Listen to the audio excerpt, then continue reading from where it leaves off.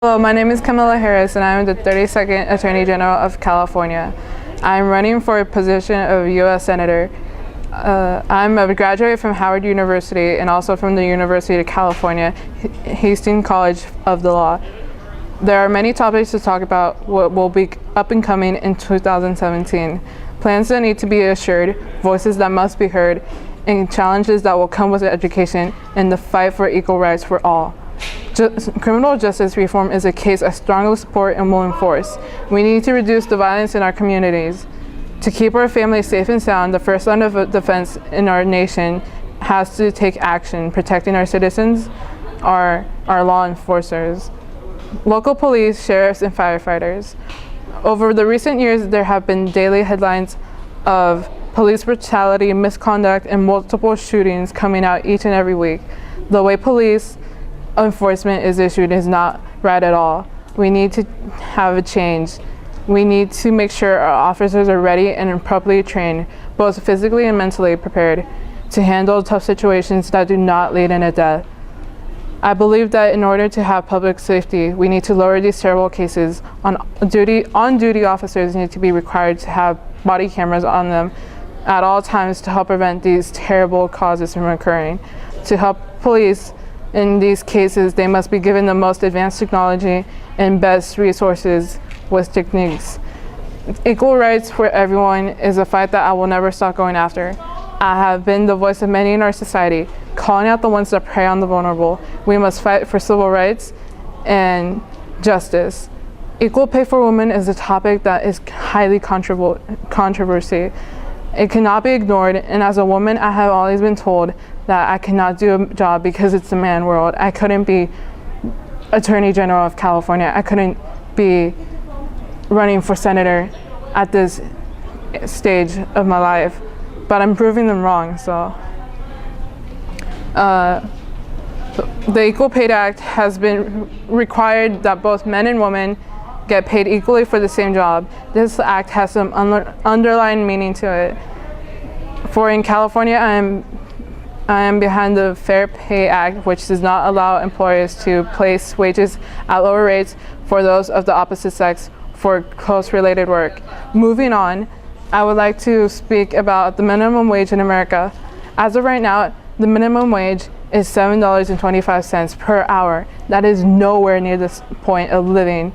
We need to change that. There are parents out there with kids who are struggling to make it by each and every month to support themselves. I fully stand by the $15 minimum wage law without a doubt.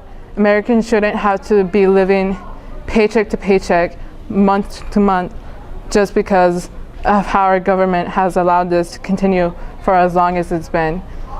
This in total adds up to them earning less than $15,000 a year.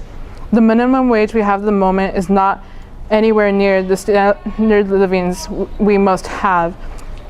Two-thirds of these workers are precious. Two-thirds of these workers are women that have double jobs. Time that could be used for other importances. We need livable environments to have families able to flourish in. A child's education is crucial. They must not feel defined to not get one because of where they grow up. They should be open to all resources they can get. Early development in this field has impacts on their lives. There are kids showing up to school every day hungry, tired, and not focused on the work they can do in the classrooms because of the circumstances they have at home, and they don't get what they should deserve here. To zero in on these struggles, we need to make sure that they are fixed, and that is crucial importance. Reading and writing are the backbone that hold ourselves to the will to learn.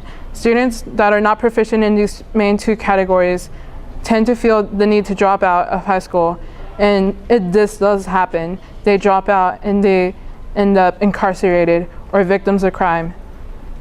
And I do not want to see this continue, as if our society has let this happen, and it is okay for this to occur.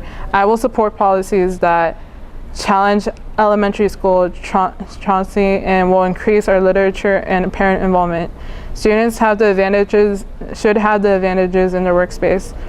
at home and at school, with technology given to the teachers to help pave a path for the best learning environments. I believe with funding STEAM education, America's students will be able to get back on track to where we have fallen on the technology grid with these new classes that will be available.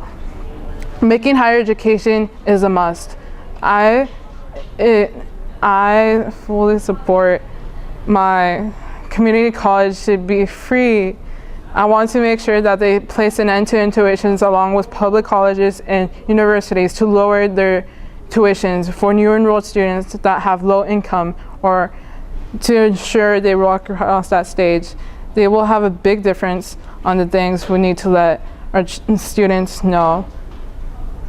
One thing that we have not been able to refinance in a long time is student loans. We can refinance automobiles, home insurance, and everything else, but we can't refinance a student's loan. At $30,000 to $40,000 worth of debt is what 70% of California college student graduates are going to leave with after graduation. So many young people want to get an education, but with the false promises that they were given, with no income and job employment opportunities, we need to forehold the for-profit colleges. I not only have I fought them and am fighting them now, I will fight them in the office.